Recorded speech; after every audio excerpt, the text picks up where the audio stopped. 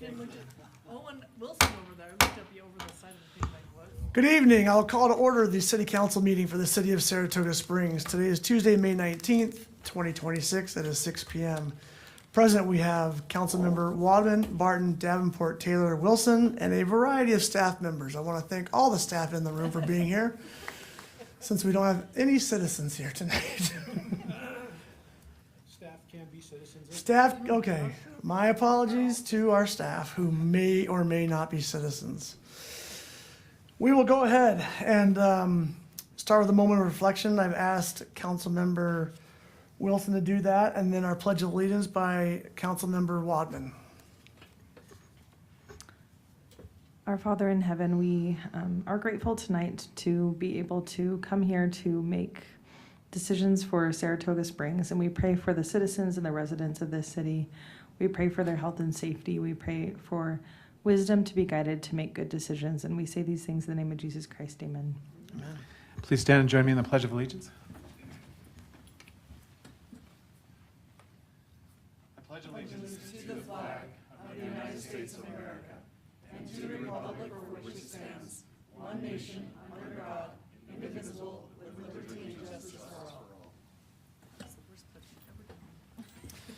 Yeah, can we work on that in the future? We were not in We were unison. not in unison. We were all over the Really place. bad. Okay. I would say it's leading us. This will be interesting. We will now go to public input. Time has been set aside for the public to express ideas, concerns, or comments for subject matter not listed on the public hearing on the agenda. Limit of 3 minutes per speaker. Unused time may not be given to another. Time for public input is limited to no more than 15 minutes total. Is there anybody here present for public input? Seeing none, we'll close public input. We'll go to reports.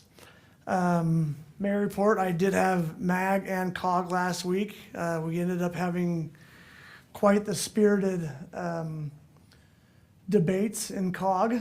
We were debating how to spend something like $30 million on trails, and one of our West mayors maybe lost their temper a little bit, saying, why are we spending money on trails when we are dying on roads in the West? And so that was a fun conversation. More to come on that. Council, any reports? Can I just say something really fast about those meetings? Just how impressed I am of our mayors that we have working together. I know they make a big effort, sometimes even to travel together and to be at those meetings together, because we have a big voice with all of us. So big thanks to Mayor Karn and the rest of the mayors from the West and Fairfield and Cedar Fort and Eagle Mountain and Lehigh and stuff. They do a great job. We walk in and we grab the name plates for Fairfield, Cedar Fort, Eagle Mountain, Saratoga, Lehigh, Skylar Beltran from the county, and we all sit together. And it's big, and it's a big voice, so things Yep. are getting done, so Yep. thank you. Anything from administration? Oh, I have one more. Oh, yes, sorry. Yeah, so I am the liaison with the school district and just want to highlight some of the good work that our Okay. new Lake Mountain School District is doing. They recently approved the ATEC West building, and then they also purchased 100 acres. And it's here in Saratoga, and then 100 acres over in Eagle Mountain. They're working with MTech and UVU. UVU, yep. And a new high school. So that's Yep. some really exciting things there. They're being very creative, and I think the council knows there's more to come on some updates with the school district and where we, what's Burgess's favorite, or Representative Owen's favorite word? The nexus. We have a school district city nexus. More to come there. Anything from administration, Mark? Just similar to what Councilmember Davenport said, we've been having a lot of meetings with the Lake Mountain School District, a lot of coordination. We have some additional staff meetings with their executive team this week, I believe later this week, and so things are moving, and we'll have more for you on that as things come forward. Other than that, Mayor and Council, I think that's it for this evening. No need for a closed session. Perfect. We do have a report from civic events.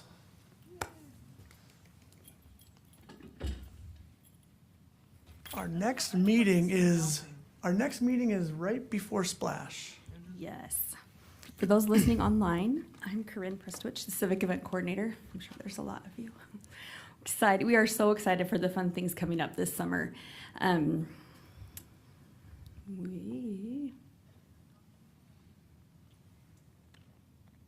hold. There we go. There we go. Okay. Okay, first of all, who drew the picture? Oh, that's a chalk art. That's from the chalk art contest. Got it. Yes, someone Okay. much more artistic than I am. So because of the way the calendar falls this year, we have 2 Monday Fun Days before Splash Days. So our first one is hosted by the library this year. That's our Scales and Tails animal show. And then the week of Splash Days, we have our Chalk Walk and Boogie. So that includes our orchestra concert, the chalk art contest, and the food trucks. So if you are feeling artistic, the registration for the semi-pro is already open. Otherwise, you can come register that same day if you want to just do the fun chalk art. So what we're really encouraging people to do is stay and play locally. The way gas prices are right now and other things like that, you don't have to travel far to have a really fun summer. You don't even have to plan anything. Just show up. We've planned it for you. So for everybody who's staring down summer with their kids all of a sudden not sure what they're going to do, we have you covered.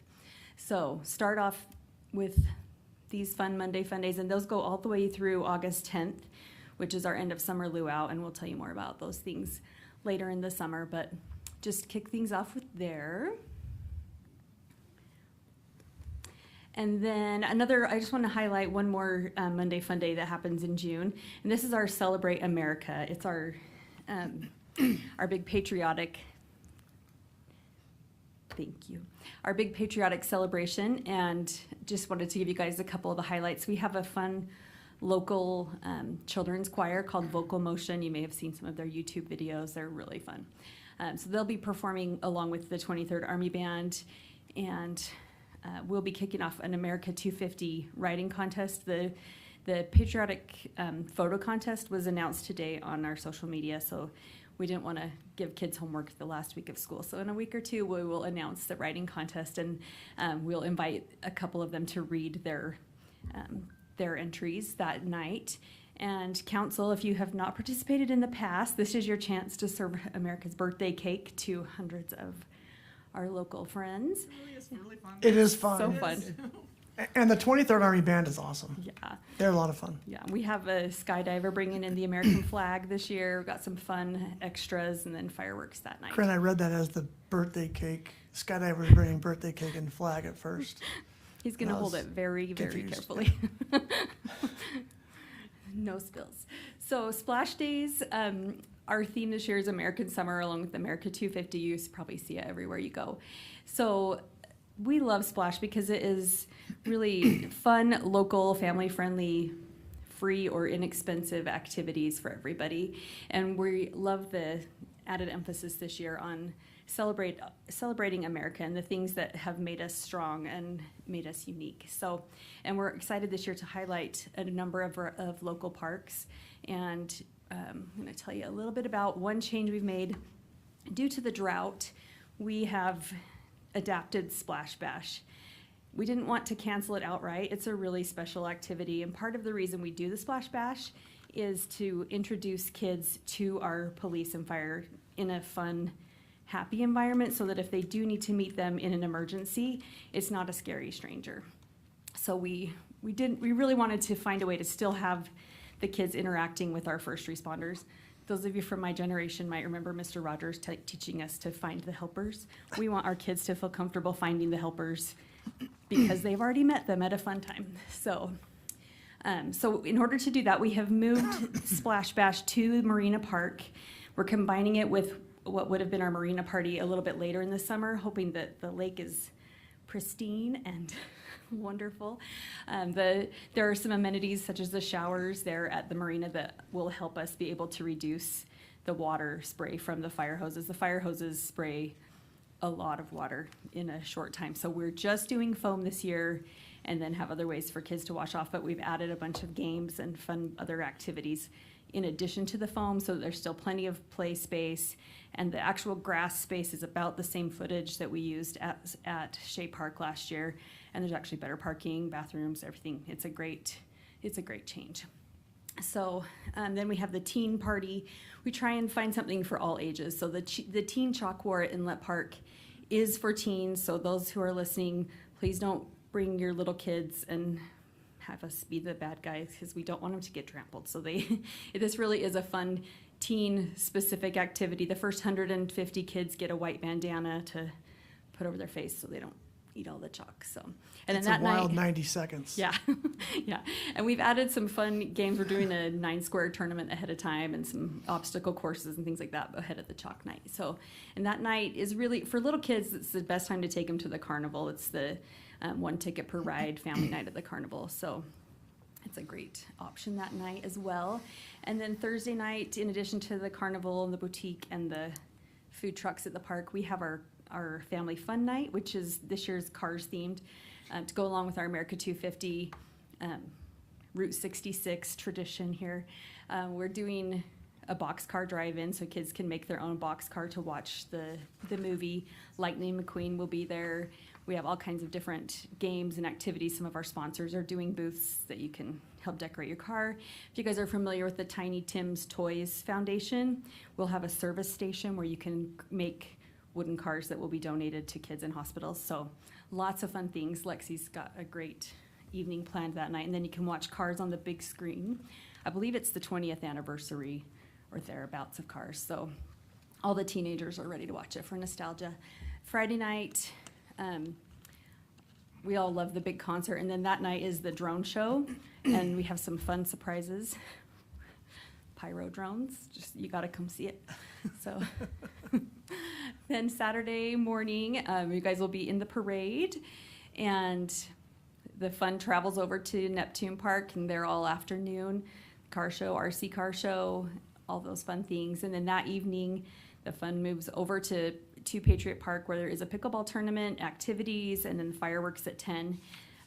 You can see the fireworks from Neptune Park if you decide to stay at the carnival, and you can see them from all over the city. I love seeing posts that night from people all up and down the bank of or the shores of the lake where they could see the fireworks. So you definitely don't have to be at Patriot to see them, but it is a fun experience. So come check that out. Something different we've added this year we're trying to diversify our marketing reach a little bit. These postcards will be going out next week after Memorial Day to over 17,000 addresses here in Saratoga Springs. Gulp, right? There's a QR code that people can scan. We're hoping that people will keep it on their fridge all summer long with the calendar there. So we're doing a little self-reporting to see if people will keep it and participate. We're going to do a drawing each week, hoping that people will stay engaged, and we will see. We'll let you know how that goes. But we're also going to be in the Hometown Values magazine and the Point of the Mountain Chamber magazine, in addition to our social media marketing. So, And I think it's in the Daily Herald? Is that the? Yeah. Yeah. yeah. And the I Daily took a Herald lot of was time to write it. also doing a special America 250 separate bonus publication. So all of our America 250 events will be in that as well. So Sorry, Corinne, the public No. just showed up. you're good. Hi, public. Welcome. So that is kind of the high-level overview of our next few months of summer fun. Do you guys have any questions or? No, I know you've sent a Concerns? lot of those to our calendars. If you could just make sure that those are sent out to us so we don't miss them, that would be great. 'Cause I- You don't have to answer this because we might not want people to know. Do we know what we're giving away at the parade as council members? I believe frisbees. Oh, Red, white, and blue cute. frisbees. Very fun. Okay, thanks. Any other questions? Just a comment that I was telling my preschooler that school's almost over, and he's like, "Oh, that means Splash Days is here." He loved it so much Really? last year good. that as a 3-year-old, my now 4-year-old, asked me, the Ferris wheel is his favorite thing that's ever happened. And anyway, we went a lot, and it was such a great time. And I know there's so many kids. I mean, we're 50% kids or thereabouts, and this is huge for our community. So thank you for what you're doing. So for Joe listening, tickets are on sale. Yes, pre-sale Right. carnival tickets you can buy. If your best deal is to come into City Hall and buy them with cash, You'll save about $10 a ticket. You can buy them online. It's slightly more because of processing fees, but those, when they're gone, they're gone. We have a limited number of that pre-sale ticket, so you'll want to come in now. Don't wait. Okay, Thank perfect. you. Thank you. We will move to consent items. If there's no comments or questions on consent, I'll entertain a motion. I move to accept the consent agenda, consent items. I second the motion. We have a first from Councilmember Taylor, a second from Councilmember Wilson. We'll do a roll call vote.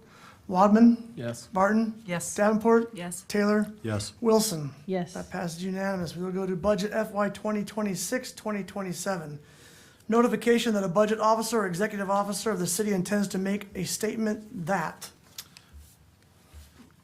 Gotcha, Mayor and Council. All right. Spencer will be joining me once we get to the next item. The city is considering levying a tax rate that exceeds the fiscal year taxing entity certified tax rate. We do not have final tax rate numbers. That will come later in June. But as of right now, the current tax rate is 0.000976, and we anticipate the tax rate would go from the number I just mentioned to 0.001524, which would generate 3.1 million additional dollars. And the purpose for this additional ad valorem tax revenue would be to fund public safety.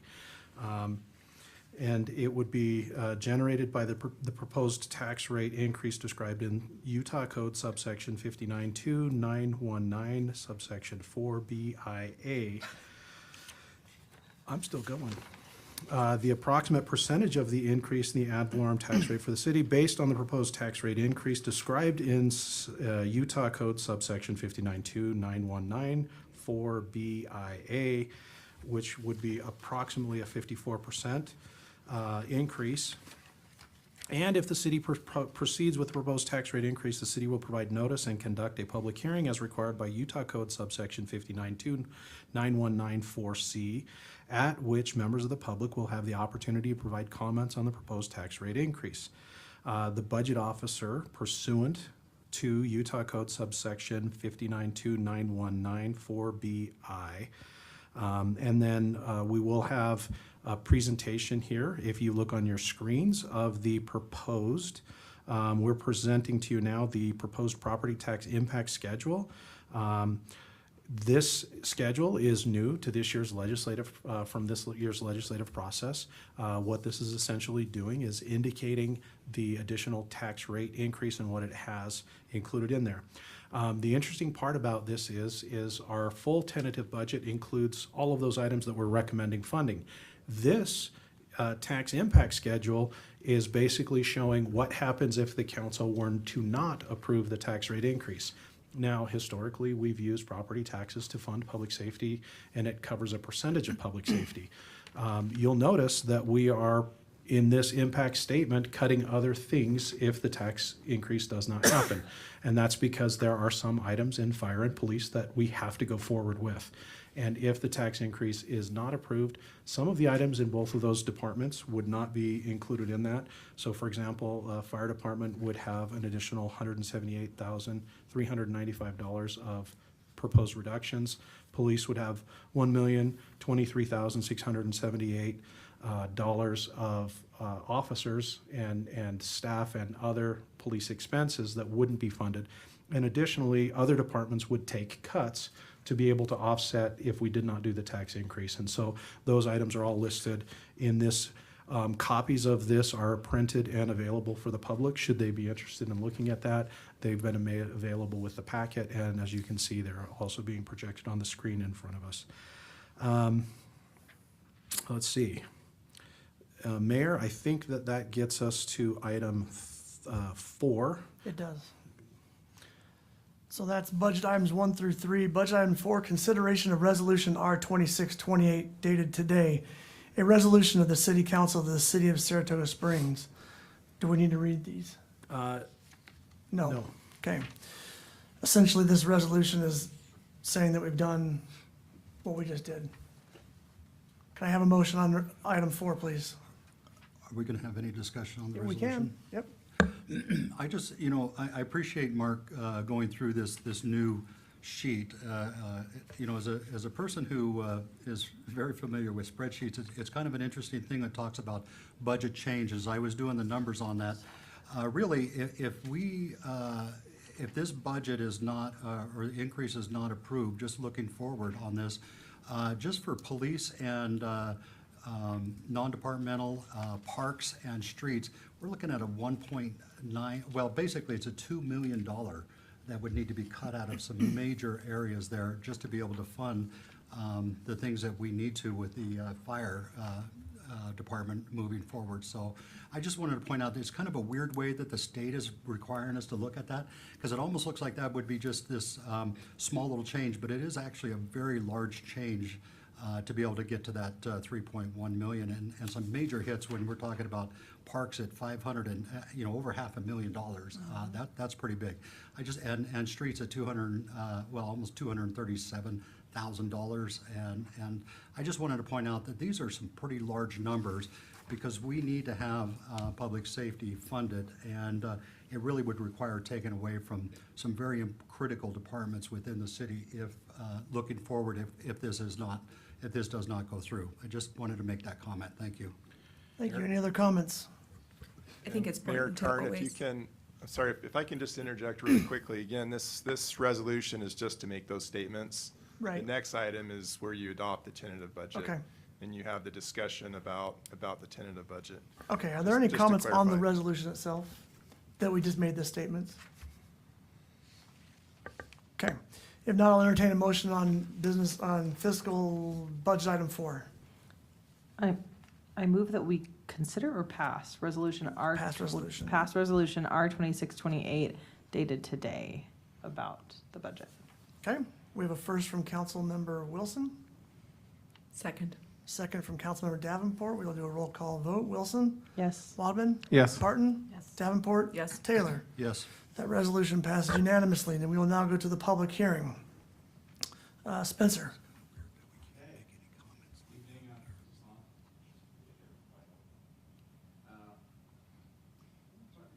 There we go. Now it's on.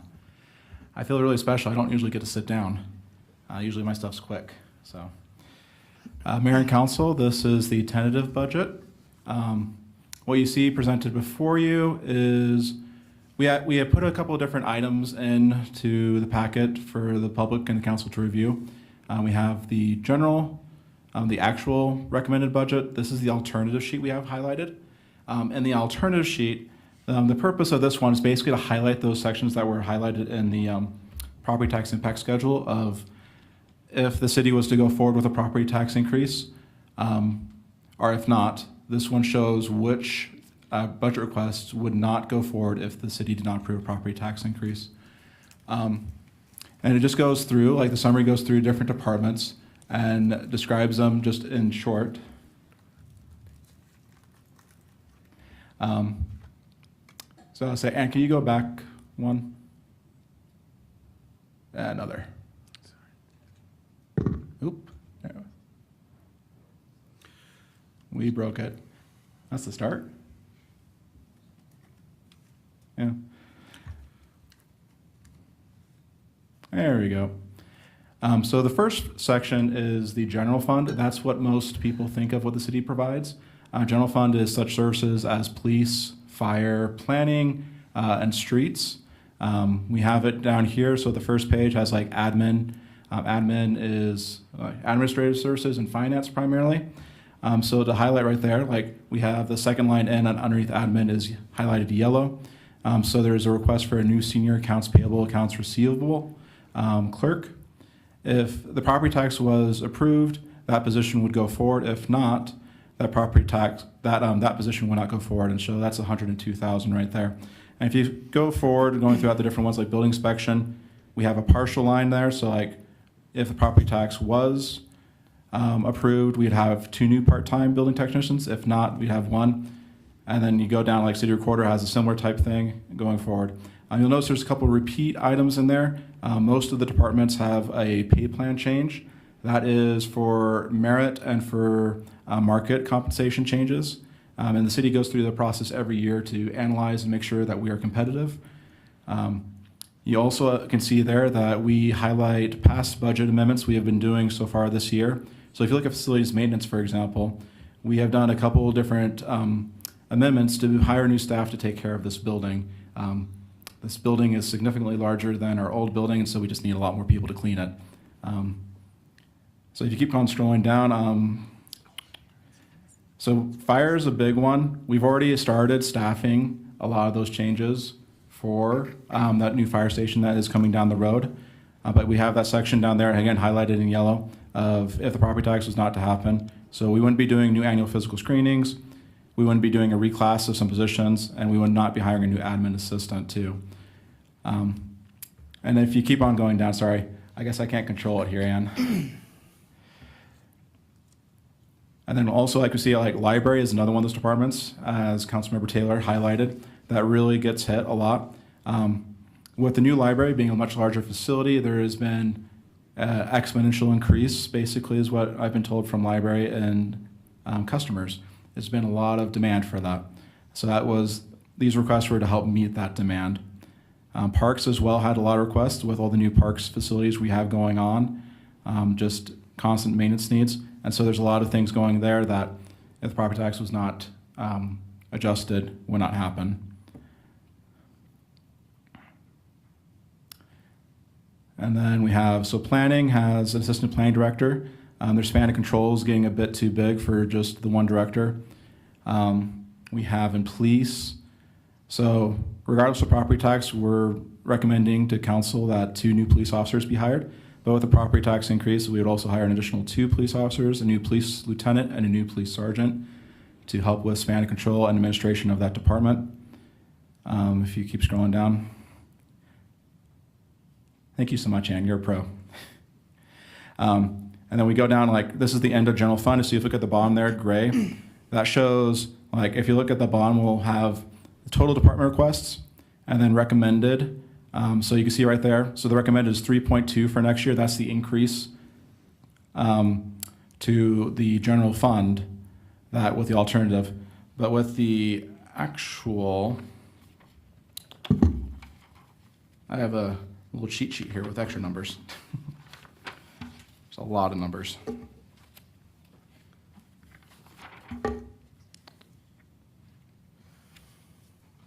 Yeah. Thought I had it there.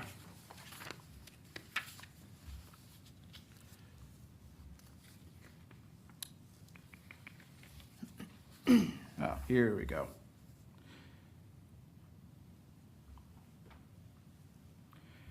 It would be approximately 6 million increase in general fund with everything going forward if property tax was increased.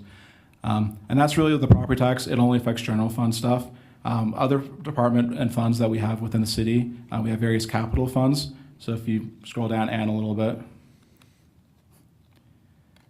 I guess we have internal services, so that's like fleet, which was just started up last year. That is, the way that works, that charges the various departments for services that the fleet department provides. So it's entirely internal. But then you get funds like storm drain and parks, where that's capital projects. Those funds swing around wildly each year based on just, do we have a major project going on? Some years we don't have a major project, and so you'll see, like for example, next year's storm drain, we're only recommending a budget of 400,000, but in past years it would be multiple million if there was a certain project going on. And so, yeah, if you keep on going, Ann, sorry. You got roads, public safety. Capital projects fund is more of a general one that the city can use. So the capital project funds, we are restricted more with impact fee monies to use on those ones. General capital, we can use other revenue sources more to be able to fund those. And so you see, like, we have some projects potentially at Patriot Park and some other things going on there. As well as we are moving our fleet and equipment replacement to the fleet service fund this next year. It was kept there this last year, but it was found that that probably would be better to put it into the fleet service fund, so that way it's more centralized, so our fleet administrator can better keep track of that. And if you scroll down, the garbage utility fund is just basically, it's a pure pass through. We don't really keep the money there. It's mostly going right to Republic and to North Point. Then we have the CDRA LBA, which we'll be presenting on later. Street lighting fund is an enterprise fund, so that's where we charge a fee for streetlights to each resident and business, and that pays for streetlights services from the streetlight department. Streetlight's very small; they only have a handful of employees, but that's very much. It's supposed to be a self-contained fund, as the way enterprise funds work.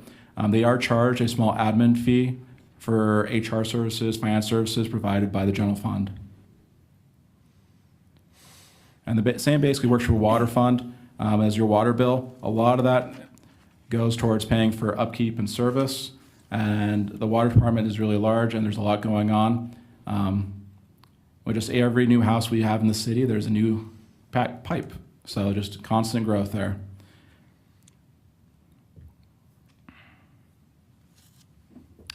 And secondary water capital is more of those capitals. Sewer fund is a mix of operating, and then a lot of that also is passed through. If you notice, where is it? Sewage treatment budget. A significant portion of the budget goes right to TSSD for services that they provide for us for actually cleaning up our sewage. And then, yeah, storm drain is basically the same type of principle, and overall, so with the alternative without property tax, the city is anticipating $12.4 million additional dollars budgeted over last year. With the property tax, that would add an extra basically $3 million, so about 15 or so. Any questions for staff? No. That's for capital, that's for all projects. So that overall. last one is capital, everything all together. So it That can includes, really. like the new fire station. So the new fire station, right now we have a little bit budgeted for a potential bond. Okay.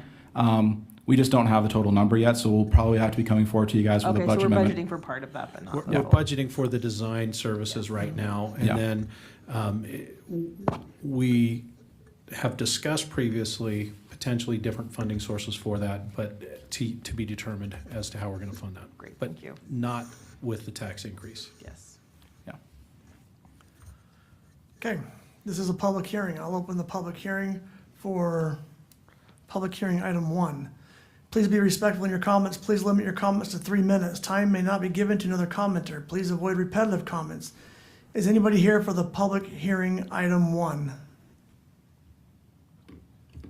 Seeing none, we will close the public hearing. I think it's important to point out that this public hearing item 1 is the tentative budget. We still have to do an interim budget and a final budget, correct?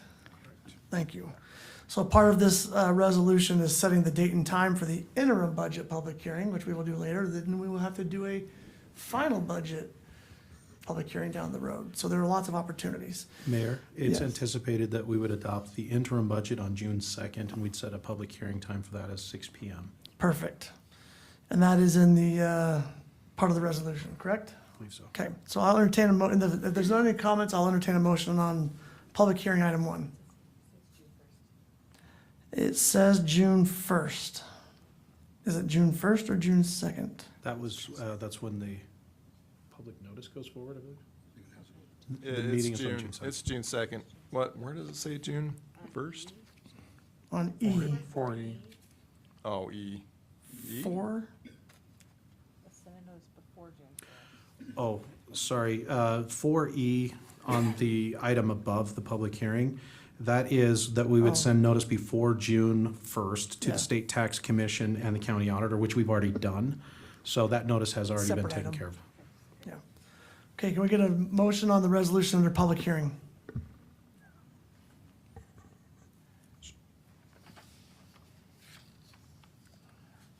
Anyone? Lance, you got this? I move that we move forward with the, what is this? Resolution. Budget fiscal year two, anyway.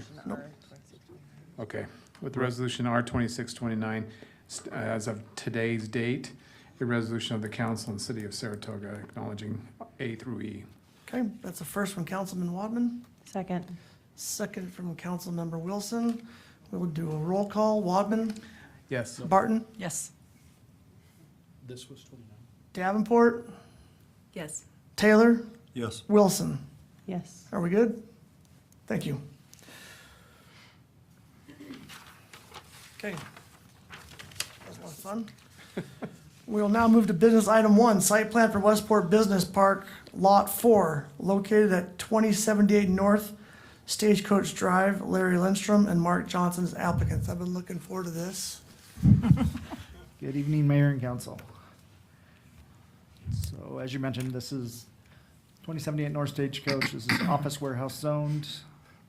This is directly across the street from Harvest Hills Boulevard and Redwood, that corner down there where the star is.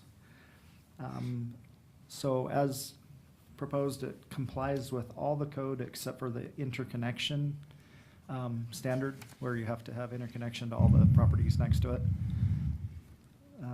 There is an exception you are allowed to make for that. This is the site plan. You enter off of Stagecoach. It'll have a combined entrance with Lot 3 that'll be developed later. It's a bunch of different warehouse, retail, office type spaces. There's the landscaping. They've already started part of for the detention basin. That's been, the trees and stuff are done on that. This is what the elevations look like.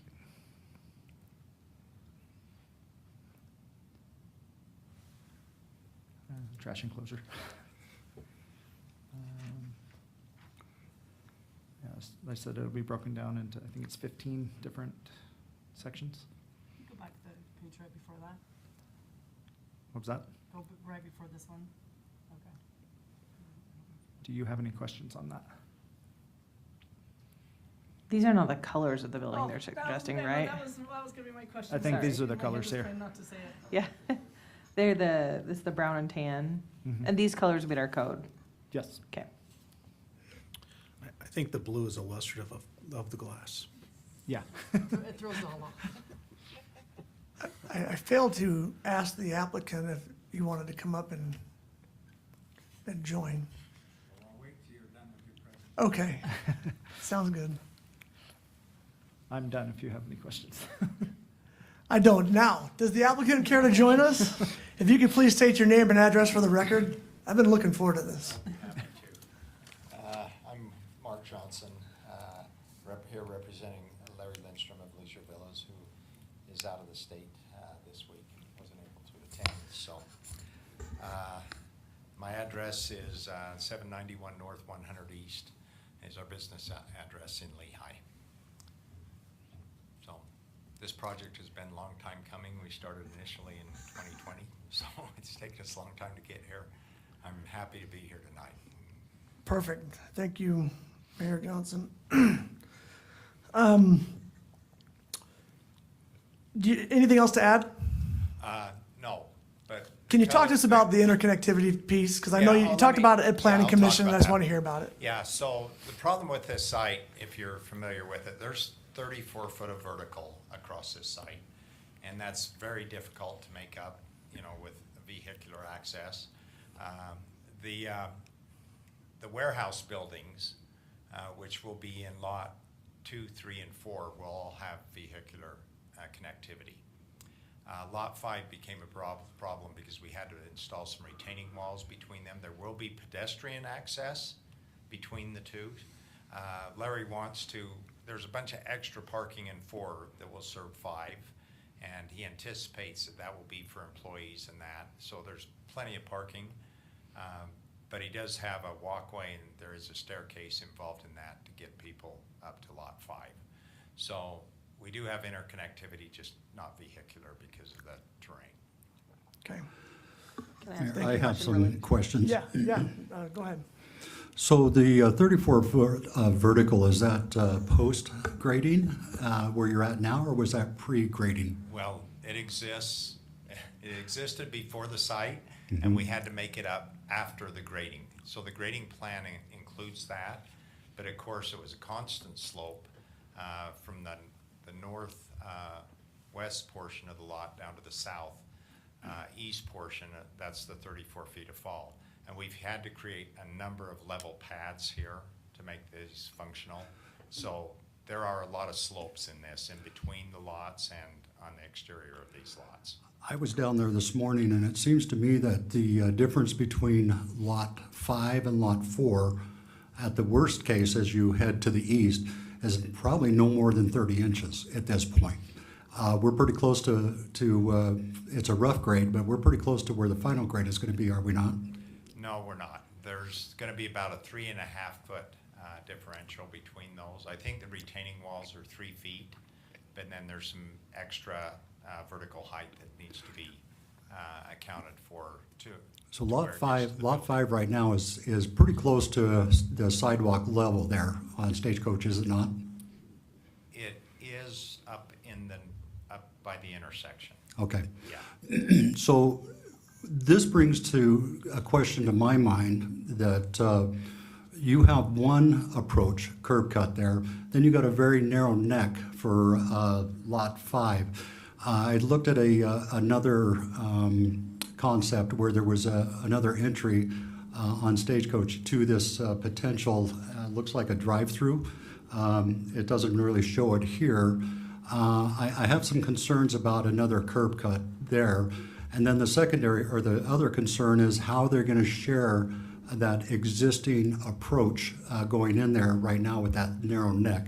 This is not a great, do we have another? Yeah, if you look at Lot 5, which is not highlighted here, there's that very narrow neck where that approach is. Can you give us some idea of how that's going to look? Yeah, I can, if you won't mind, I can bring up a plan and show you that layout so you can see it. You can pass it down if you want. I don't have it in conjunction with Lot 5, but here is Lot 4. This is the entry, and this entry will serve both Lot 3 and 4. 3 we're working on right now. There's another curb cut that meets code to access Lot 5. This is Lot 5, and it is right up in here. That's the one I saw earlier. You're saying that, does that curb cut potentially for Lot 5 meet code actually? Because it's pretty dang close to the stoplight intersection there. And I know with the prior city council, there was some real concerns about even in and out approach being so close to the intersection there on Redwood Road. I have the same and similar concerns about this having two different approaches, one for Lot 5 and then the other one getting into Lot 4. And we're really asking here for a code change, correct? Or an exception, exception on this one, I think, for the interconnectivity of the lots. Is that correct? Yeah, so the exception is just for the south end of Lot 5, north end of Lot 4, connecting into that portion. Okay. Engineering did check these, and they did meet the distances between entrances and all that, so the entrances are good to go. The exception is just because 4 and 5 aren't connecting, correct? Correct. Yeah. So we can't go to Redwood, there's no access on Redwood, and they do have the access to Stagecoach, it's just going south, or, sorry, going north onto. But in other Lot 5. developments, we've still required that with a much larger grade, or a much higher grade. Case in point would be Thunder Wash Car Wash and the Ultimate Dance Experience across the street and to the south just slightly. That's quite a bit of a grade that's there, and we've connected those two, and it doesn't seem to be problematic. Why is this problematic? Well, if you took in consideration the design for Lot 5, you would probably understand that more, because that's the back side of the drive-through, if you will. And one thing we do not want to introduce is traffic going through the back side and exiting through Lot 4, because that is more of an industrial type use. It will have large semi-trucks coming through that parking lot. And we'd like to direct the traffic that exits the drive-through back onto Stagecoach Drive directly. And I'm sorry to take so much time, Mayor. This is something I've spent a great deal of time looking into. Is this drive-through restaurant, fast food? I'm not sure what it's going to be. This is conceptual at this point, or do you have something in mind that will end up there? My client does have some things in mind, and I'll assure you the last thing he wants is something like a swig or something that's going to generate a lot of traffic. He has had some conversations. He's looking at flower shops, a few other smaller type shops that won't demand a large amount of stacking. He's concerned about that. He doesn't want that here. Yeah, with the swig or anything where you have those long lines, then the additional curb cut or approach into that, if it is that, becomes even more critical in my mind with traffic backing up out into Stagecoach. Well, I don't disagree with you on that issue, but I will say my client is equally concerned, and he is not going to lease to somebody that's going to have that problem. Okay, thank you. Yeah, and just my question was, with Lot 4, are you planning to significantly put it at a lower grade than it currently is? Yes, Okay, the whole- there's still some Or the final majority of grading. the site with Yeah, that? everything right now is rough grading. But yeah, Lot 4 will be lower. There's, like I say, there's about a 3 to 3.5 foot variance between the two. Yes. And we just have to make up the vertical somewhere. Yeah, I was just trying to understand with the 30, I think it's a 32-foot high building or something there close to that, and I was just trying to understand where that's gonna hit. But yeah, I think You- a lot you of it mean- will be below the redwood, Yeah, so. I think in the packet, there was an analysis done for Lot 4 Okay. that shows what you would see from Redwood Road, you know, as far as the roof and everything, and you still won't see the appliances that are on the roof from up there. Yeah. Great. Any other questions from the council? And thank you for putting the pedestrian connectivity there Well, we thought it would be between helpful. 4 and 5. Can you just, I mean, over on St. John's, like that was like a huge grade. Do they have, like, I think they have vehicular access going up to their two, right? Yeah, they do. But they also have connectivity. The question will be the next parcel that develops, is there And that's that St. cross John's? Okay. connectivity?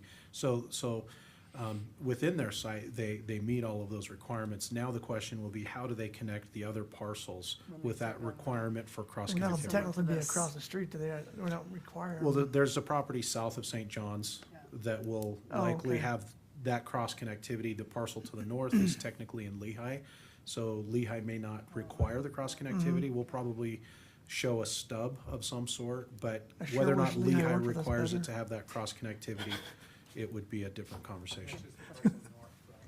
That's the parcel to the north of the St. John's property.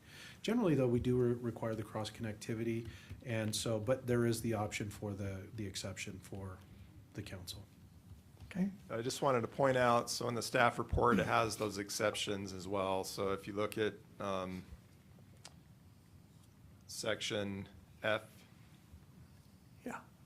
big F, little f in the staff report, it has exceptions, so the council has to find by clear and convincing evidence that it's impracticable to achieve the cross connect or the connectivity, and so you have to choose one of those exceptions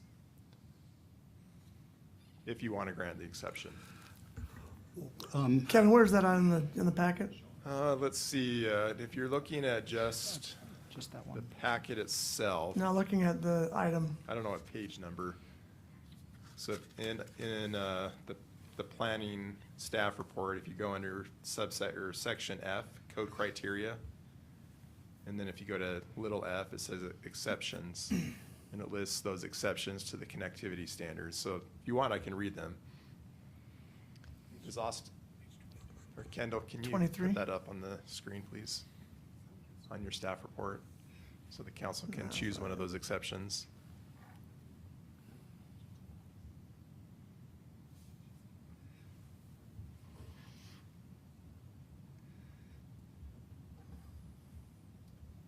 Love to know if there's any insights from staff on this, Jeremy or Kendall.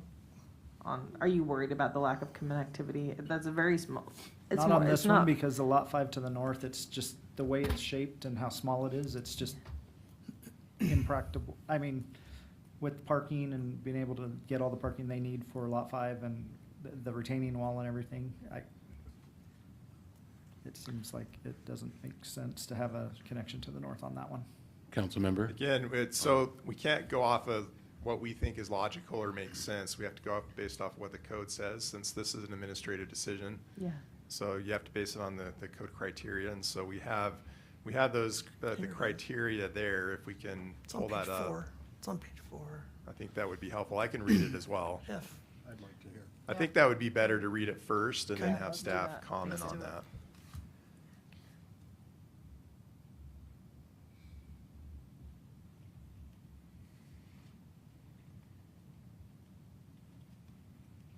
Okay, there it is. Go one more page down, Kendall.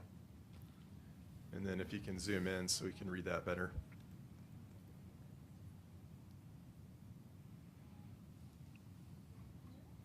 Okay, so that matches the code, and those are the exceptions that can be made by the council. They're the criteria for the exception. Those 5 options right there? Correct.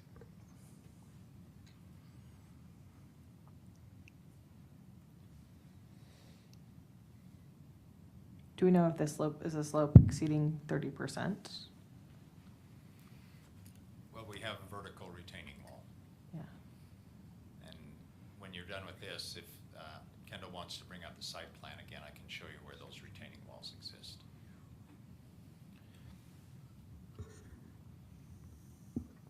Yeah, so staff would recommend the 30% finding that the slope between the 2 lots exceeds the 30%.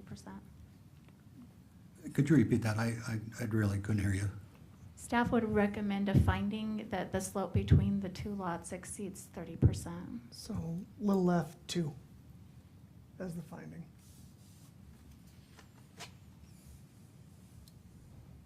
Have we had information, do we know what the slope was prior to grading? I think we'd have to make that finding on the record as well. I would have to calculate it. Okay. I'd just be assuming. You know, it's a very large lot, and 34 feet is a lot of vertical, but over a great distance, of course, it's not that bad. But when you're building pads, they have to be essentially flat, and these are large building pads. Oh, yeah, and I'm not disputing that. We have to obviously go off the code. And Right.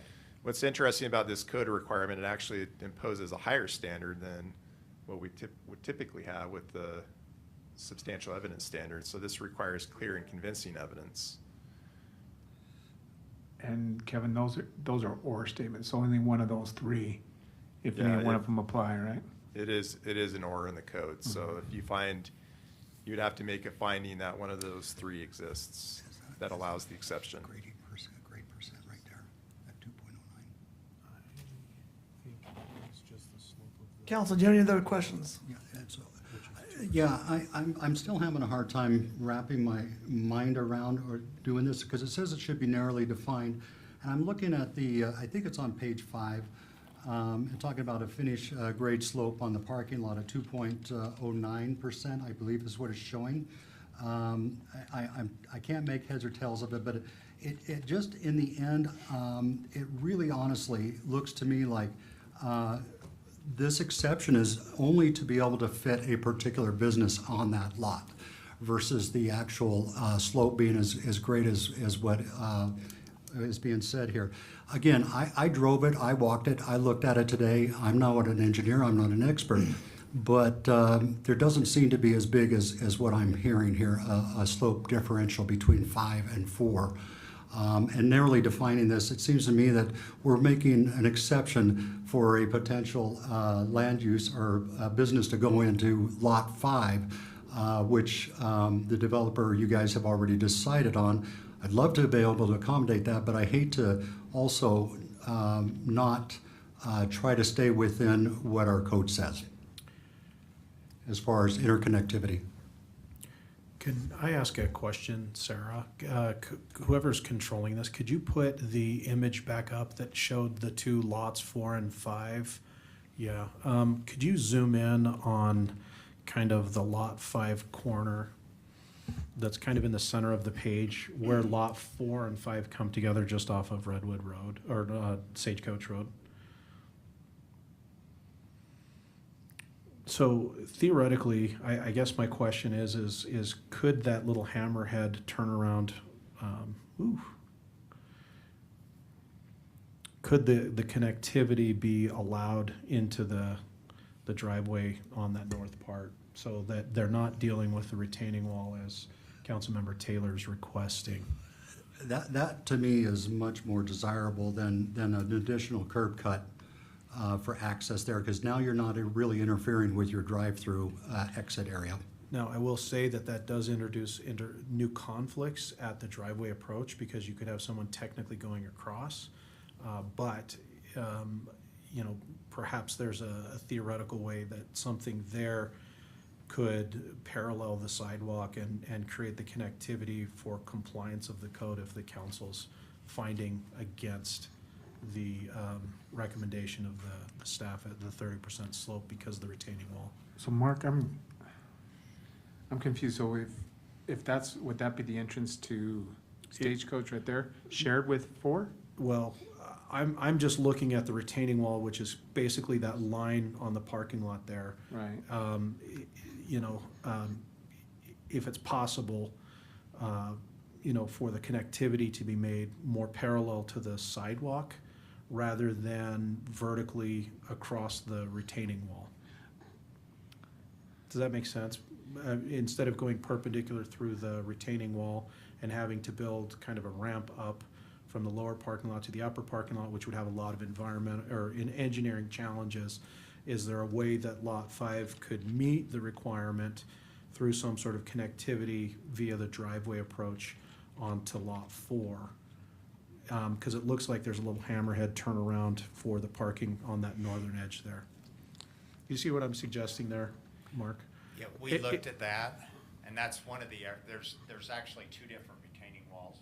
Okay. So if you look at that plan, and I can't point to it here, but you can see that there's a parking area to the, kind of to the northeast, Mhm. and then another parking area on the other side. Where the garbage bunker is right in the middle, that's a big landscape area, so that place we've sloped down. Okay. But on either side of that, where both parking lots and the roads that drive through, that's where those retaining walls exist. And we looked at connecting to the far west side, but that's probably, well, it is gonna create a bigger hazard. Correct. And a bigger conflict with that entry to lots 3 and 4. Yeah, I guess a couple thoughts based on this conversation is, one, I don't know if we have the administrative ability, and maybe Kevin can correct us, to approve this unless it meets those specific conditions for an exemption.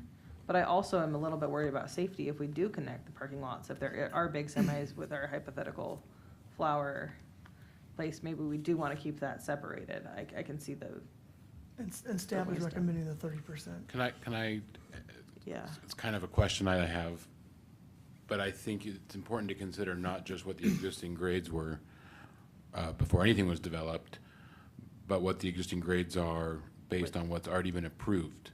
Yes. So I don't know the status of Lot 5, but you can imagine if this was 2 different property owners and I buy Lot 4 and Lot 5 is already approved by the city and Lot 5 creates a 30% plus slope, then I'm asking for relief saying, well, I can't tie to my neighbor because you already approved a site plan for him and now he's 10 feet above me. I don't know that the code interpretation is you have to look at the pre-development condition before anyone went in. It is kind of a gray area, I understand that, but I think you have to consider per se what's already been approved and how that, you know, not to paint in a corner, but yeah, painting into a corner in some ways. If he can, if this lot owner cannot comply or cannot comply, well, literal. I think it's important to consider what has already been approved per se. Now, this is a little unique because it is in theory the same applicant for Lot 4 and 5. I don't know off the cuff, and maybe Kendall does, or I mean, what's the status of the approval on Lot 5? Is that already a locked-in approval? It's under review. Under review, okay, So it's coming next. okay, so, We Yeah, tried to the- bring the them in challenge- together, but weren't able to. And you asked this question, you are constrained to the code, so you would have to find one of those things that applies. It does mention exceptions shall be construed narrowly by the land use authority. Unfortunately, I don't believe the staff report has any proposed findings in there. It's allowing the council to make that decision and choose from that menu of options.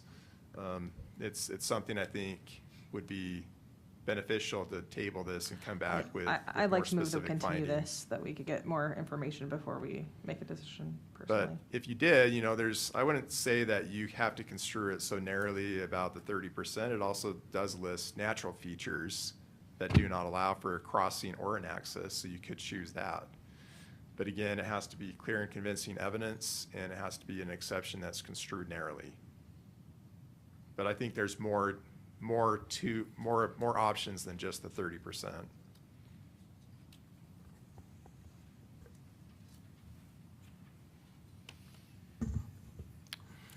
Council, any other questions or comments? May I make one? Yes.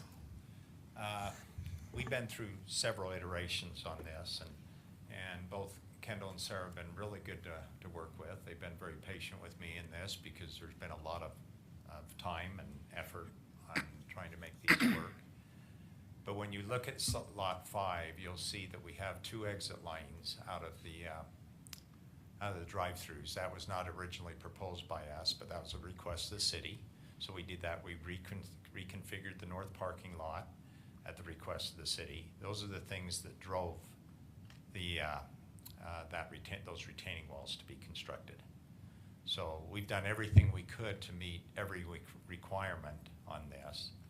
And we have been talking to them all along about if we make these other additions, the connectivity thing would be very difficult to meet. And So- that is where we find ourselves today. This is really Staff difficult. create this problem?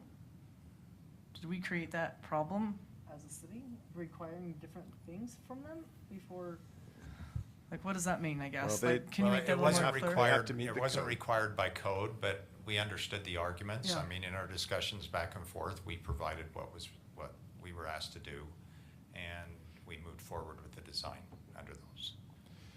He's talking about making dual exit lanes on the drive-throughs, because there's drive-throughs Right. on both buildings. This is gonna be a 2-tenant building on Lot 5. Oh, So that's what he's talking about, so it's, But it was, So they don't what I cross was and hearing merge is at the that end. things that we ask him to do to make it better is now making it so this is gonna be really No, hard. I'm sorry, I would disagree that it's not required by code. We have something in code that says you can't block another business, that your drive-through lane can't block another business. And so that is the code that we were using as we were evaluating Got it. this. Thank you. so I'm not, I don't vote on this, obviously. I'm comfortable with it. I'll entertain a motion from the council. Can we get the motions on the screen? Sorry, so many asks. no, it would have been in there too. I would just suggest if you do go with this, since we don't have information about the 30%, that you go with the natural features. Do not allow for a crossing or an access if you're gonna choose that option. And if you're not comfortable with that, if you don't believe that, and again, it's actually the applicant that has to prove that by clear and convincing evidence. If you want us to come back and have the applicant present that evidence that you may feel is missing, then that would be a good option as well. Yeah, can we get option 2 or 3? I will move that we continue the site plan for Westport Business Park Lot 4 to another meeting. Ideally, when you have Lot 5, so we can look at them both, and I would like to approve this, but I think it would be easier to do that if we continue it, so that's where I stand. But Do we need to define a date? Are I you think close we on Lot already have a 5? schedule for the Lot 5 to come in, right? For planning commission? Oh, that was planning commission, I'm sorry, so. Okay. I will second that motion. And then, so that we give the applicant time to come up with that evidence so we can hopefully approve it at that meeting. Yeah, I definitely want to see what the expected final slope is going to be between those two, because it's still a question in my mind, based on what I observed. So the motion is to continue the site plan for Westport Business Park Lot 4 to another meeting. And can we amend that to say when Lot 5 Yeah, comes in? which another is meeting, imminent? the meeting where Lot 5 is presented as well. Okay, so that's an amended first, Second. amended second.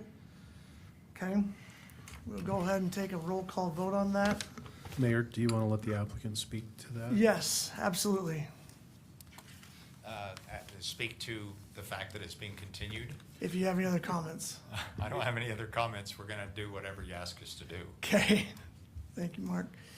We'll go ahead and take a roll call vote. Wadman, Yes. Barton, Yes. Davenport, Yes. Taylor, Yes. Wilson. That motion Yes. passes unanimously. Thank you. Okay, can I grab those drawings? They're right here. Yes.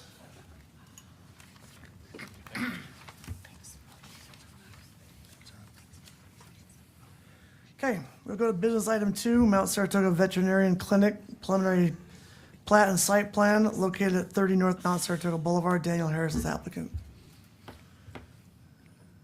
Okay, this is the furthest west corner, well, right off Mount Saratoga Boulevard, Pony Express on the west side. Complies with all codes. This is also the preliminary plat and the site plan. I don't know if I said, that was said, but. Okay, so this is just the site. They're not required to have interconnection because to the north and to the west or east it's open space for the Mount Saratoga HOA. They did provide their pedestrian connections to the sidewalks, and there's their landscape plan. There's some elevations on that. They do meet all the glazing and all the other requirements. Trash enclosure. So they are starting this with half the building, finishing it, and the other half will be finished in the future as they need to expand it. So you'll see there that it just says future build out. And the signs they do meet our code.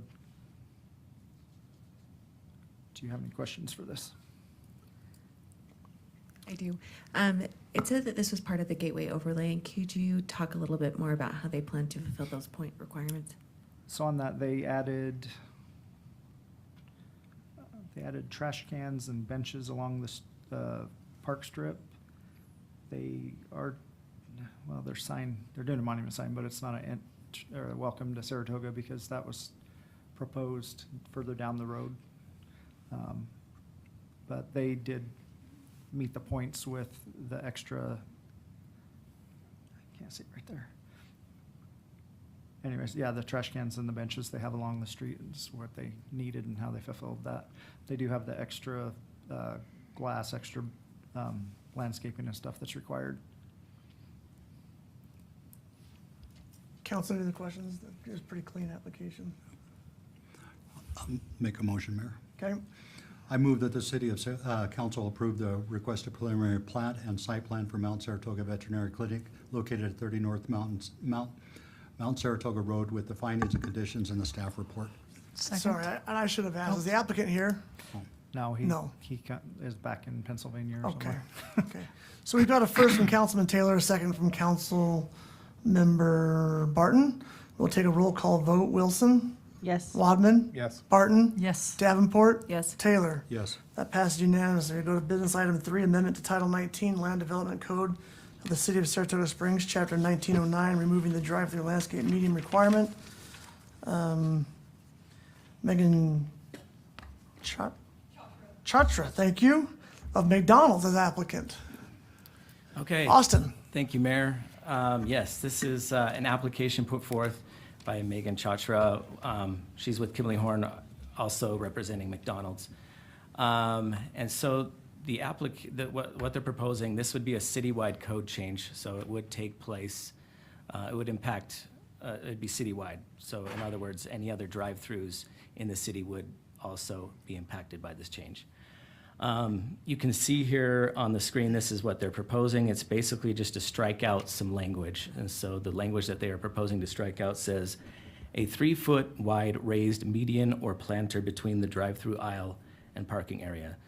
I should back up. Before that, it says landscaping shall be provided as described below. So what our code is saying is that we currently require a 3-foot landscape or median in between where the drive-through is and the parking area. So you can see that highlighted on the screen here in red.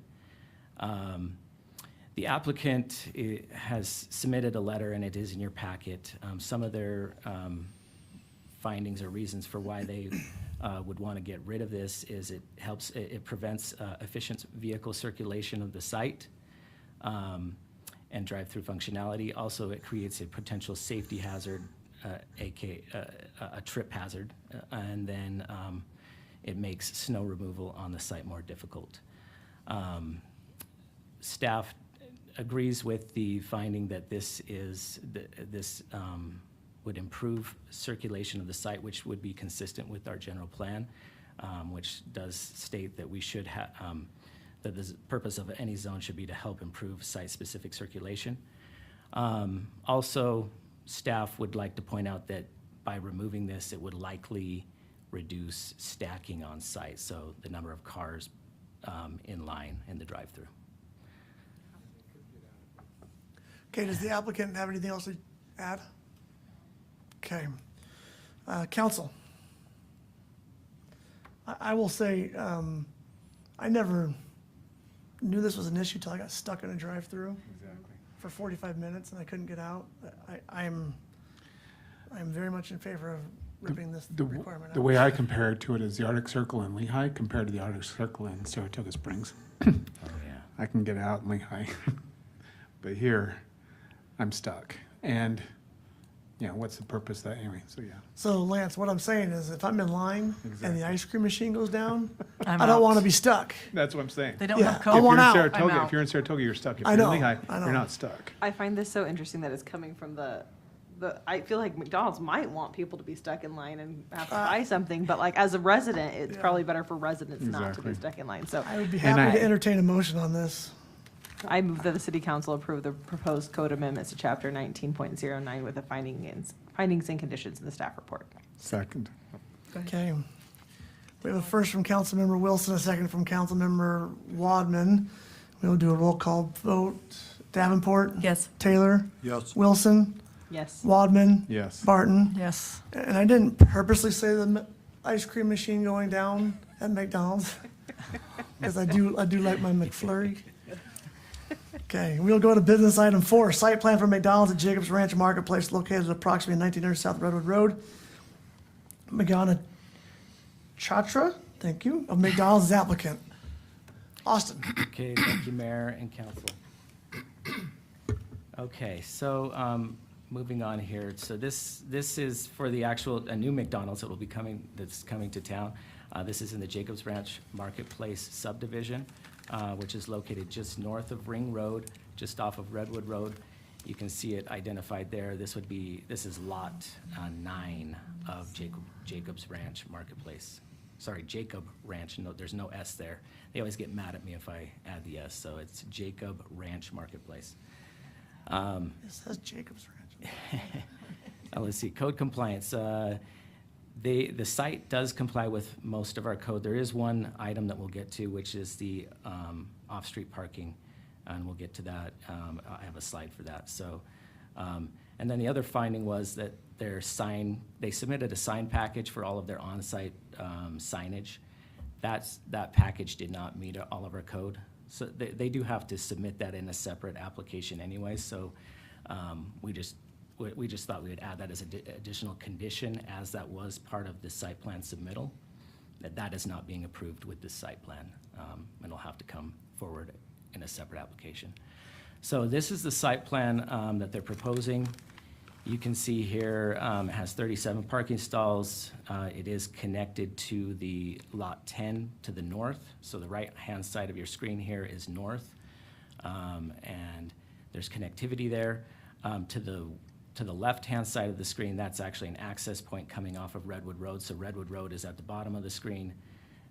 You would get into Jacob Ranch Marketplace from Redwood Road on that road right there on the left-hand side. And then you would access the McDonald's from the west or on the top of the screen there. So those are the main access points. Let's see, and then So Austin, the drive-through is actually on Redwood, correct? the drive-through faces Redwood. Right, okay. Yeah. All right. Yeah, I'm so oriented. if you're on Redwood, you would see the drive-through from Redwood Road. Correct, okay. Yeah. So you can know how long it would take you. Yes.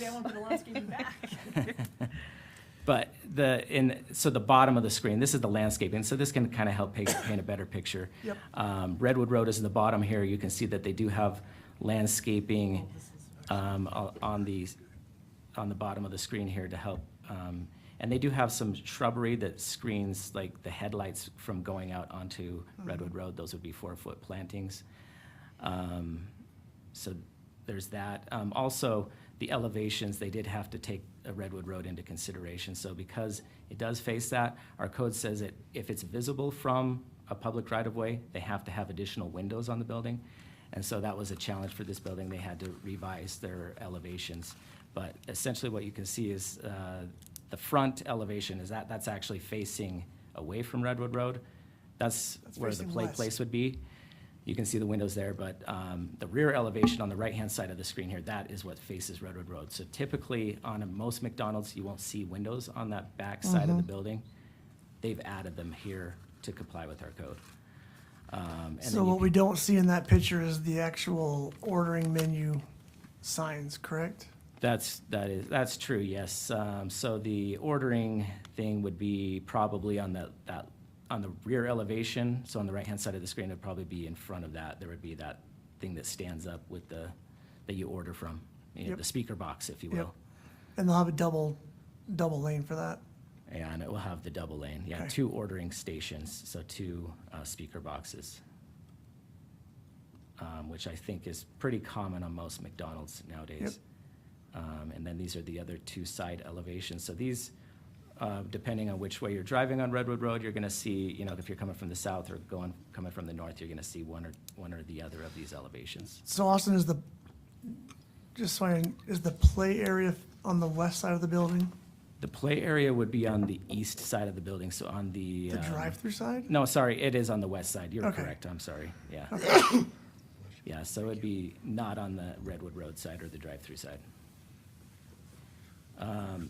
So the play area is kind of what, so I guess I'll go back to this slide. So the off-street parking, the reason why it's a shall comply is because they do have this play area, which they do not, which they want to consider that as a separate use than the rest of the building. So the rest of the building is a restaurant, which has a parking requirement. They want to consider the play place. They're requesting that the council consider the play place as a separate use, because it will be, basically, if you're at the play place, you're already dining at the restaurant. And so if you're dining at the restaurant, most likely it's going to be the patrons' children will be playing on that playground. It's not, people don't just go to McDonald's just to play on the play place is kind of the idea. So, the parking consideration, so our code does have a series of criteria that the city council should follow if we want to consider granting, or when determining a parking for a use undefined in the code. So our code doesn't have a parking requirement for play places. So it's up to the city council to determine if they want to require parking for that. And the criteria that you see on the screen here is the criteria that you're supposed to use to determine that. So it's A through H here. The intensity, so A is the intensity of the proposed use. Is it going to add to the intensity of the site? That's up for discussion. Staff would say that, the children, that it's children of the patrons. So it's not likely to, there's maybe someone that would go there to play on it, but most likely you're probably dining there. Times in operation of use would be same as the dining area. The play place isn't going to extend the hours of the building. C, D, and E would not be applicable in this situation. And then item F, the number of customers and patrons is projected to be the same as the dining area.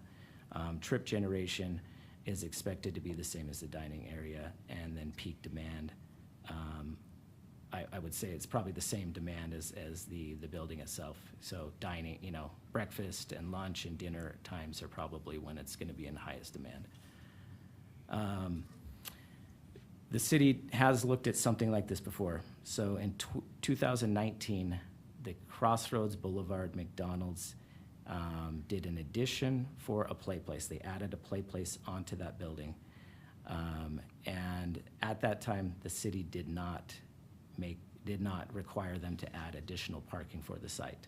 It was, so they maintained the same amount of parking that they had before adding that addition. That site has 38 stalls. What we're looking at tonight has 37 stalls. But the building that we're looking at tonight is actually a few hundred square feet. It's smaller than this building. So the Crossroads McDonald's is a bigger building, and it has one more additional parking stall because of that. A comparison also in our close to our community here. It's not in Saratoga Springs, but in Eagle Mountain on Pony Express, there is a McDonald's there. It does have a play place. This was discussed in Planning Commission meeting. In that meeting, it was mentioned that it didn't have a play place. Well, we've looked into it further since that meeting, and it actually does have a play place. And so we went and looked, staff went and looked at to see how many parking stalls were there. 35 parking stalls on site for that McDonald's. So what they're proposing tonight is consistent with the two McDonald's in or near our community. So staff has come up with some findings. So these are additional findings that were not originally in the packet, but these findings are reasons why, if the city council does decide to approve this site plan with the amount of parking as shown, these would be additional findings that staff would recommend be added to the positive motion.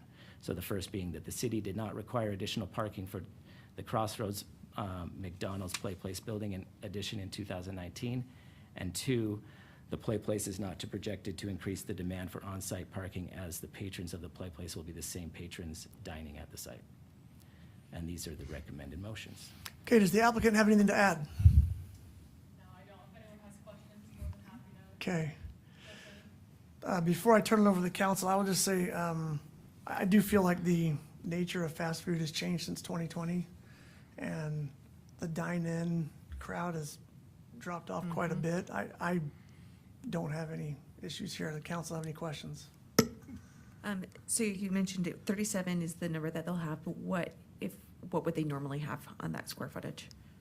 So it basically looking at the site, if we take the Play Place, which is 800 square feet, they would be, if we take that out of the square footage, they would be required 37 stalls. If we added that Play Place in, the 800 square feet, they would then be required 45 stalls. Oh, Really? Mm-hmm. Wow. That's a lot more than I thought. Yeah. Can you, I tried to look over Planning Commission and their arguments and stuff like that. Can somebody give a quick recap of what they were? Yeah, so there were some strong feelings about, I'm sorry, I'm in my brain, I'm getting it mixed up with the landscaping, because there was also a discussion on that one too. So there was a bit of a debate on that one. The parking, there was some sentiment amongst a couple of the planning commissioners that it may increase on-site usage. Someone mentioned that that's a common place where people meet, and so as a meeting site, maybe you'll have those people parking there, and then the kids would be playing on the playground while they're meeting there. So that was one of the arguments. Thanks. One of our planning commissioners outed himself as a somewhat frequent diner. At McDonald's. Who isn't? Who isn't? Mayor, if there's no other discussion, I'm prepared to make a motion. Okay. I just want to say thank you for bringing the Play Place, because it will increase demand probably for McDonald's, and that's great. That's great. This will be a great asset for the south part of our city. It'll save families in the south end of the city 40 minutes. It was a good place for teens to meet. Yeah.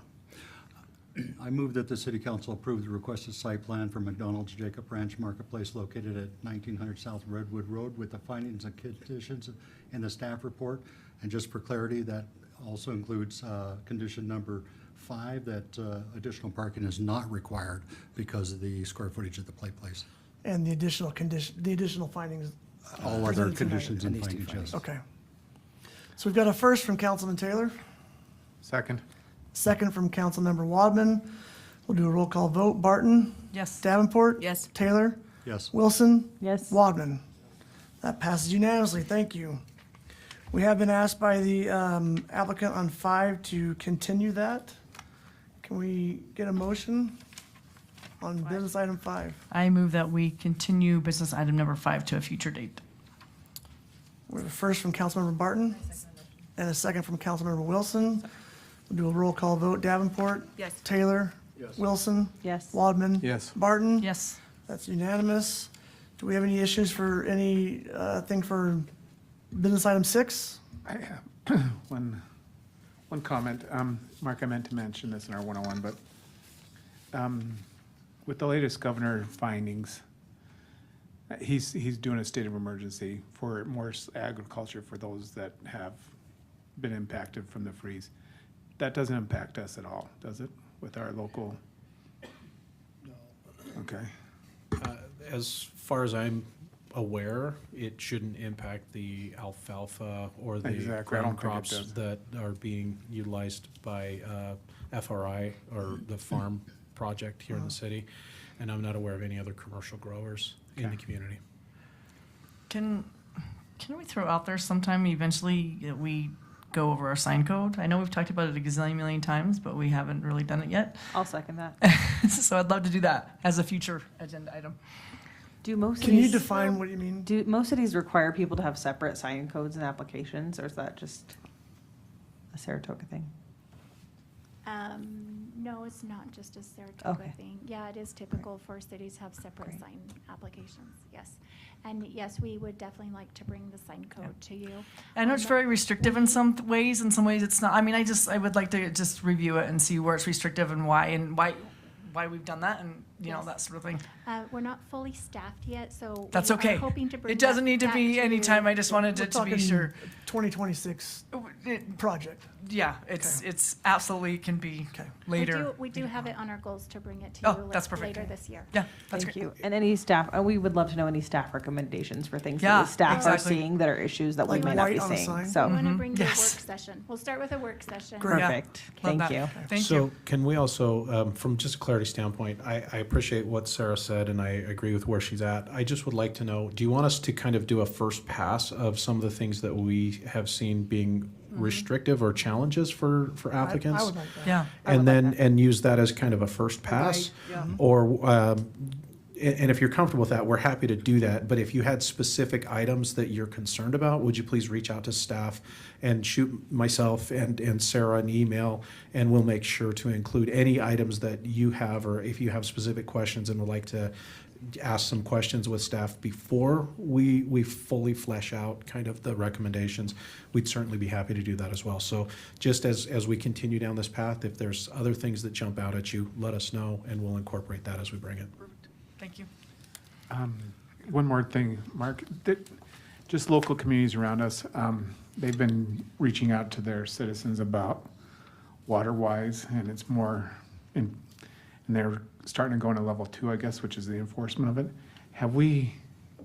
Do we have anything on next steps or anything? Because we have tiered rates and incentives right now, right? now, This across the board, yeah. is currently. So we have been sharing WaterWise messaging and, through social media, and we do have a water conservation newsflash on the front page of the city website. Along with typically during the summer, I change our helpful links at the bottom of every page to be water conservation helpful links for residents. And I know that's, I love that. Thank you for doing that. But do we have anything, because other cities are saying you can only water twice a week. Right. Go in And that right direction. now, we're encouraging people to use their smart timers, which would be having them water 3 to 5 days right now. Okay. Oftentimes, communities that don't have some of the abilities to look at their water, they say, okay, odds water on this day, excuse me, evens water on this day. That would actually increase the amount of watering people would do in our situation. And so we encourage them to utilize those smarter technologies. And if I'm not mistaken, I believe the state was encouraging people not to begin watering until after May 15th. Yeah. So again, some of those messaging of going to more restrictive things, we certainly don't understand the needs in the specific communities, but right now we're still encouraging people to be very conscientious. We also have the ability at some point, as the water crisis continues to move down, we can adjust it so that we can shrink people's typical allotment. And as we see crisis, we can shrink that allotment and say, okay, go to 70% of your allotment, and then the tier structures would shrink accordingly. So we have other ways that we can encourage conservation.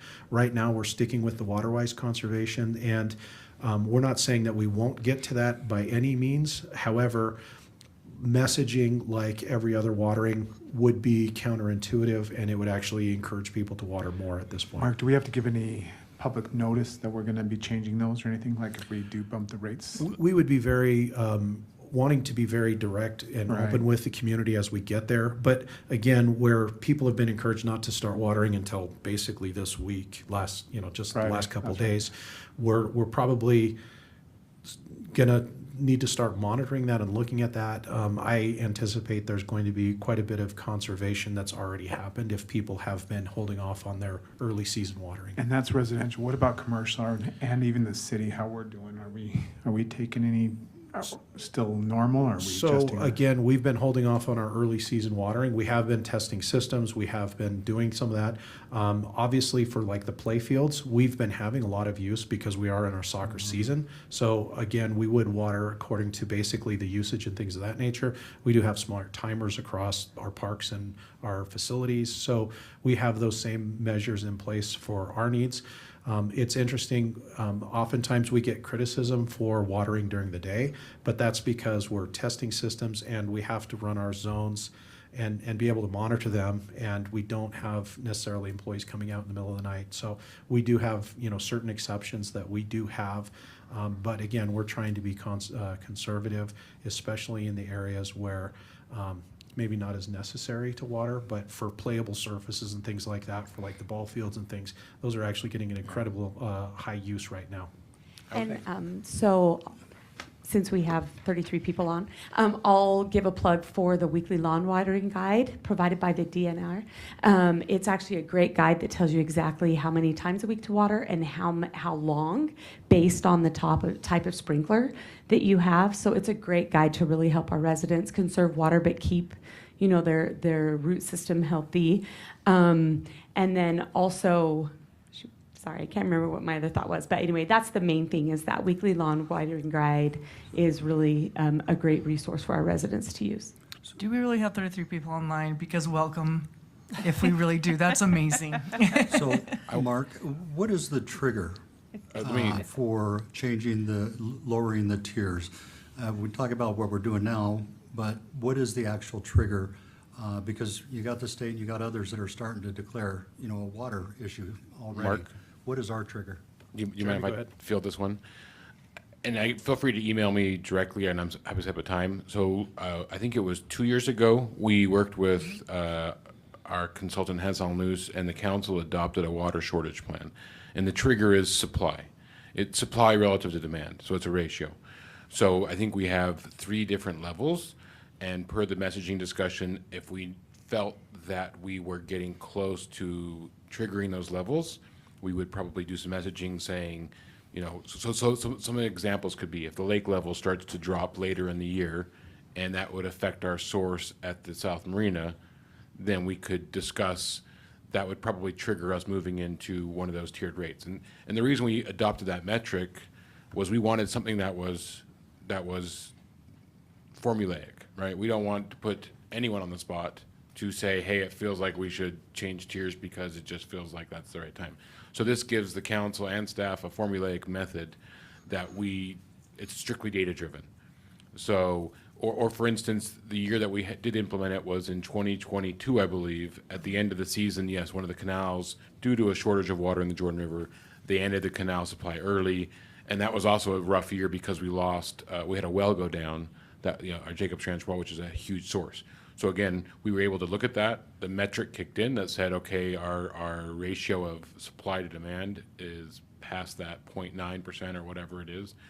So we can go over that and share that with you, or I can maybe what I'll do after this meeting is I'll simply just snapshot the table. That's kind of the heart of that whole thing. This table says yellow, red, green, here's the ratios. And so if we felt, we closely monitor the system continuously, if we felt that we were getting close to that ratio, triggering that, we would probably do some public noticing, we'd let you know, and then we would potentially come to a council meeting or whatever and implement that.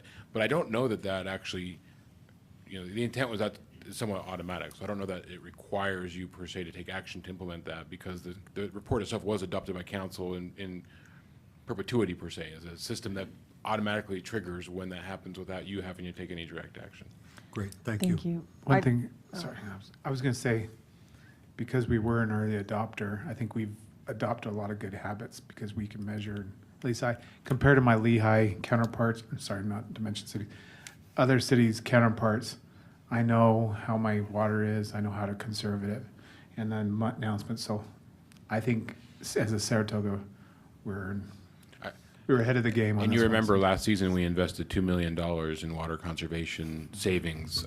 We replaced a lot of unnecessary grass, particularly in Grandview with rock. We upgraded something like 26 controllers to smart controllers. We lined some of our ponds with concrete to reduce evaporation losses. So we've been, I mean, we have a decade or more of efforts, but it's ongoing to Yeah. be a leader in conservation and those kind of things. So. Yeah, I really wish more Saratoga residents learned what I've learned since being on council, but I really appreciate the city's approach of carrots, not sticks here. Of instead of doing a mandate about watering, we're being really thoughtful. We have some of the best data in the state about this. I know, Jeremy, your team is looking at leaks in real time and contacting people when they have leaks and trying to do that. And I understand even from my own HOA that sometimes because of the zones and pressure, the city or the HOA may have to water during the day so that residences can water at night because they have some priority. But I do think that we're trying to be as water wise as we can, and we have new water conservation programs that have come online. So thank you for the messaging there, and I hope residents know they can always reach out about that, and we are thoughtful and we are trying without being trying to do as much as we can without being top down. And I think that's a great approach. So. And we love, I remember what I was going to say. We also love that our residents are great partners with us regarding that. You know, our residents, you know, when does the weird sprinkler head break? When we're not at work, right? I mean, that's just how it is, right? For your home, it happens in the middle of the night. And so even though our guys are out there checking the systems, like often our residents will catch those and we are able to get those replaced so quickly because of that. And so we really appreciate them kind of being team players with us to ensure that water isn't being wasted from those types of things as well. Okay. We're going to recess our city council meeting and we will convene our CDRA meeting in 7 minutes. It's longer than it's going to take to finish the meeting, Mayor. I know.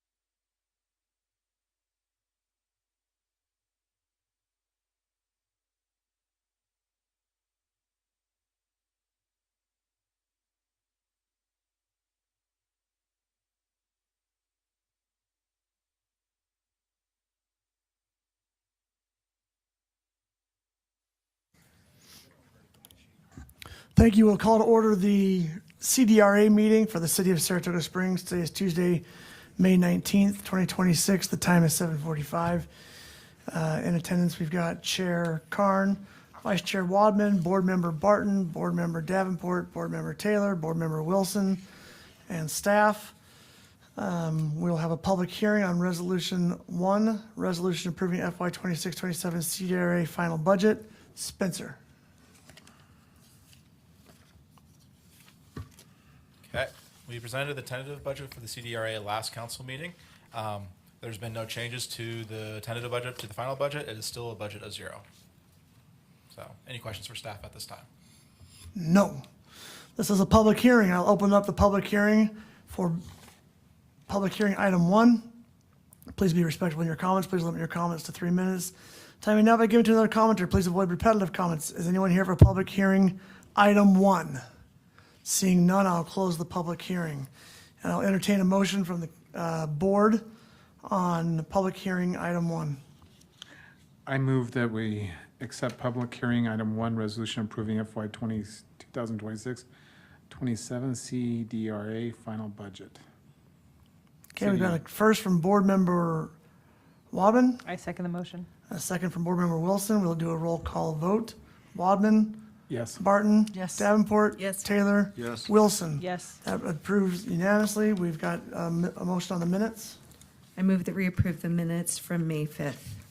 First from board member Barton, Second, second from board member other way around, Davenport, then Barton. Davenport Barton. Thank you. All in favor? Yes. Yes. Yes. Any opposed? That passes unanimously. We are adjourned. And I'll call to order the LBA meeting for the City of Saratoga Springs. Today's Tuesday, May 19th. It is 7:47 PM.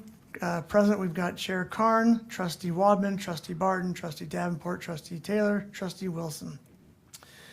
We have a public hearing, item 1, resolution adopting the final budget for fiscal year 26-27 for the LBA of the City of Saratoga Springs, dated today. Spencer, you don't have to walk away. You can just stay there.